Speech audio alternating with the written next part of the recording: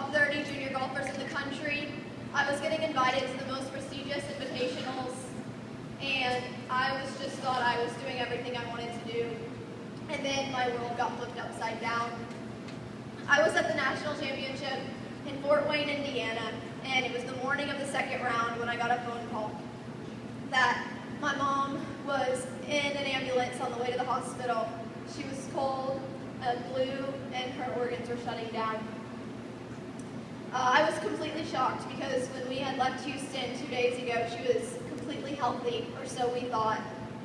My dad and I rushed to the airport, and when we got there, we found out that the soonest we could get to Houston was 10 hours, and that was the next flight they had out.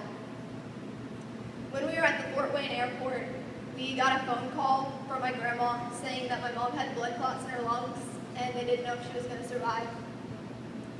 We made it to Detroit, which is where our connection flight was, and in Detroit, we got another phone call saying that they thought my mom had about a 20% chance to be alive when we got there. We boarded the plane in Detroit, and as soon as we got on the flight and sat on the runway, it started raining and lightning and thundering, and we sat there for 2 hours. Images just started flashing through my mind of what my life would be like without my mom. I saw myself graduating from high school with her not there, graduating from college with her not there, my dad walking me down the aisle, but she wasn't in the pews. I thought about my kids never being able to meet their grandma. And then I came to the realization that even if my mom wasn't alive when we got home, that I would get to spend the rest of my life in heaven with her. And I just can't imagine in that moment not having that comfort in God, and not having that faith in my relationship with Jesus Christ and her relationship with Jesus Christ. We got back home, and I will never forget the look on my mom's face when we walked through the doors to the ICU unit.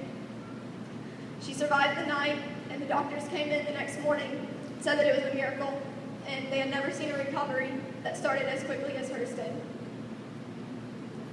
Through that experience, God just knocked me off my pedestal. He showed me that even though I thought golf was the most important thing to me, golf wasn't even close to the most important thing in my life. The most important thing in my life was my relationship with him and my relationship with my family and my parents. And I just had this realization that it does not matter how much money you have, how talented you are, how athletic you are, how smart you are. At some point, there's going to come a time when you need God, and there's no replacement for that. There's not one thing that's going to replace Jesus Christ in your life. And I just want to encourage you to make sure that you have that relationship with him. Because if you get put in the situation I got put in, I want you to be able to have the comfort that I had. God works miracles, and God answers prayers. He's the reason my mom is alive and well, healthy, and here in this stadium tonight.